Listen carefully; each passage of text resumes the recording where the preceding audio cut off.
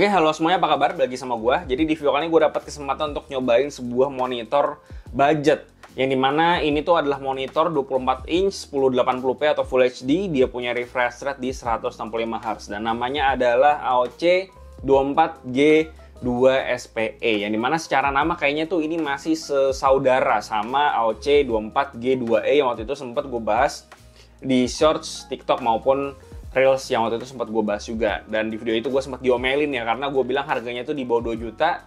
Cuman pas kayaknya orang-orang pada telat komennya, jadi mereka ngehnya itu udah di 2 jutaan. Gue juga nggak tahu kenapa, padahal di awal-awal gue naikin video itu tuh dia di sekitar 1,9 jutaan, mirip sama ini gitu. Jadi ya per video ini publish ini harganya tuh dia di 1,9 jutaan. Jadi jangan ngomelin gue kalau tiba-tiba nanti ke depannya itu harganya berubah. Jadi ya di video kali ini gue pengen bahas soal monitor ini, dan kebetulan gue juga udah beli Calibrite Color Checker Display Pro ini ya, dan hopefully ini bisa memberikan informasi ke kalian lebih detail lagi soal si monitor ini. Oke, jadi yang pertama soal desainnya. Jadi desainnya itu ini tuh bener-bener persis sama kayak AOC 24G2E yang lalu. Dia tuh ada aksen merah-merahnya dan segala macam, ada logo AOC di tengah, dan dia intinya bener-bener sama persis kayak 24G2E yang waktu lalu. Nggak ada bedanya sama sekali dari segi fisik.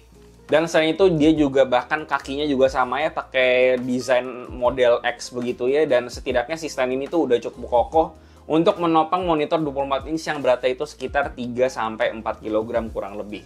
Dan artikulasi dari si armnya sendiri tuh atau standnya dia itu cuma bisa di tilt doang, jadi bisa dibilang cukup terbatas. Cuman menurut gue cukup normal buat sebuah monitor budget. Cuman kalau misalkan kalian pengen artikulasinya lebih mantap lagi, bisa di naik turunin segala macam, nengok kanan kiri, itu kan bisa pasangin monitor arm atau bracket gitu ya, karena di bagian belakang dari si monitor ini itu ada screw untuk kalian bisa pasangin VESA mount. Untuk inputnya menurut gue di sini udah cukup lengkap. Dia ada satu VGA port, ada 2 HDMI 1.4, ada satu DisplayPort 1.2.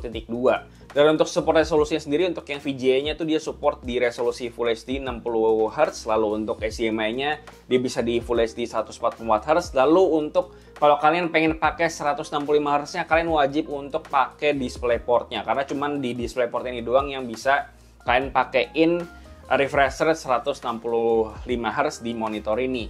Itu jadi keep note aja, jangan sampai salah pakai kabel. Dan kebetulan di paket pembeliannya pun juga udah include sama kabel DisplayPort, jadi tinggal dipasang doang udah bisa, nggak perlu beli kabel lagi gitu ya. Dan dia juga ada support sama headphone jack 3,5 kalau kalian pengen colok audio apapun. Lalu buat OSD-nya kurang lebih kayak gini, dia cukup simple, cukup standar, nggak yang futuristik yang gimana banget gitu. Dan untuk kontrolnya kalian tinggal pencet tombol yang ada di bawah monitornya gitu ya. Dan selain itu untuk fitur-fitur sendiri kurang lebih seperti biasa, kalian bisa atur brightness, kontras, color temperature, dan bahkan color temperature di sini kalian bisa ganti masing-masing RGB-nya gitu ya.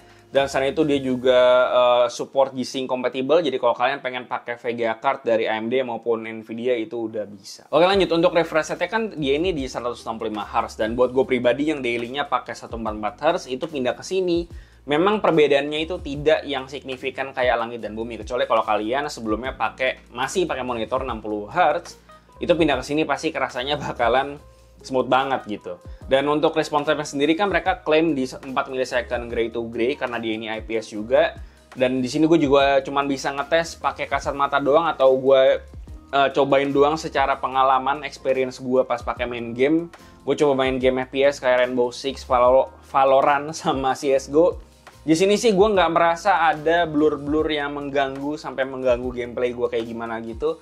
Jadi gue pribadi nggak ada komplain sih sejauh pengalaman gue menggunakan monitor ini buat main game. Oke, lanjut buat panelnya kan dia ini IPS, dan dia itu punya brightness 300 nits, dia punya contrast ratio di 1000:1 dengan dynamic contrast ratio 80 juta banding 1. Dan setidaknya pas monitor ini baru dikeluarin dari si kotaknya, itu tuh dia memang settingan bawaannya itu kerasanya tuh bener-bener terang banget. Jadi gue saranin untuk kalian bisa turunin aja si settingan brightness-nya sesuai sama ambien atau lampu ruangan kalian yang nggak silau itu semana. Lanjut untuk ngetes warna-warna dan segala macamnya, di sini tuh gue menggunakan alat bernama Color Checker Display Pro dari Calibrite, dan untuk software gue pakai software yang namanya DisplayCal. Dan jujur aja si alat ini tuh gue belum lama beli, jadi jujur aja gue masih belajar. Thank you buat Okto dari Tech Manis yang sudah mengajarkan gue menggunakan alat ini. Semoga bisa memberikan informasi yang berguna lah buat kalian gitu ya. Dan untuk pengetesannya di sini gue ada cek gamut coverage yang di cover sama si monitor ini, dia sudah mengcover 99,1% sRGB, 79,8% Adobe RGB, dan 90,3% DCI-P3. Ini angka yang bisa dibilang sudah bagus, dan di sini gue juga coba ngetes si kalibrasi bawaannya si monitor ini atau bawaan dari pabriknya ini warnanya seperti apa. Dan di sini kan bisa lihat average delta I-nya ini dia masih melenceng jauh dari rekomendasinya dari si display count-nya sendiri. Dan kalian bisa lihat masih banyak warna-warna yang tidak sesuai rekomendasi ini, terutama di warna birunya ya. Kalian bisa lihat untuk color temperature di sini untuk bawaannya gua set ke 6500 Kelvin untuk cek kira-kira warna putihnya itu seperti apa. Dan kalian bisa lihat di sini titik-titiknya nggak gitu melenceng jauh ya dari si targetnya atau rekomendasinya si display kali ini sendiri. Dan setelah gua kalibrasi kurang lebih secara average delta E dia sudah bisa achieve di bawah 1.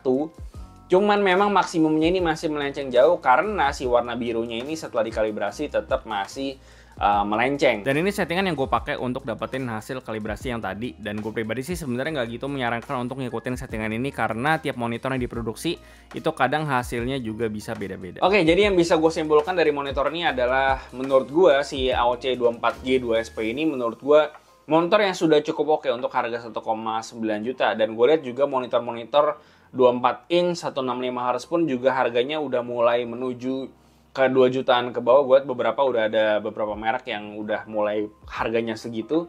Dan gue rasa ini monitor yang sudah cukup oke karena harganya pun juga udah kompetitif. Dan dari segi fitur-fitur lain juga udah ada kayak G-Sync compatible 165 Hz, panelnya juga IPS yang dimana in general panel IPS kan bisa ngasih viewing angle yang oke dan warna yang oke juga. Dan bahkan tadi udah gue tes juga warnanya bisa dibilang sudah lumayan oke lah meskipun ada miss yang tadi gitu. Dan selain itu juga untuk keperluan main game nggak ada komplain juga dari gue udah tes secara kasat mata gue mainin seperti biasa, gue nggak ada komplain sama sekali, udah lebih smooth dari monitor yang biasanya gue pakai. Dan selain itu juga untuk keperluan kayak macam editing video, editing foto dan segala macam, gue rasa untuk monitor budget 1,9 jutaan gue rasa masih banyak yang pengen belajar-belajar juga untuk kayak video editing dan segala macam. Gue rasa kalau belum serius-serius amat, ya menurut gue monitor budget segini cukup make sense. Dan ya gue rasa itu aja sih yang bisa gue bahas soal monitor AOC 24G2SP ini. Seperti biasa, kasih tau gimana pendapat kalian di bawah, like dan sedikit bermanfaat, follow semua sosial media kami, dan juga jangan lupa kami juga di Discord, semua link ada di bawah. Yang terakhir jangan lupa untuk subscribe. Gue Luis dari Kenang Kita Kadi, sampai jumpa di video yang berikutnya.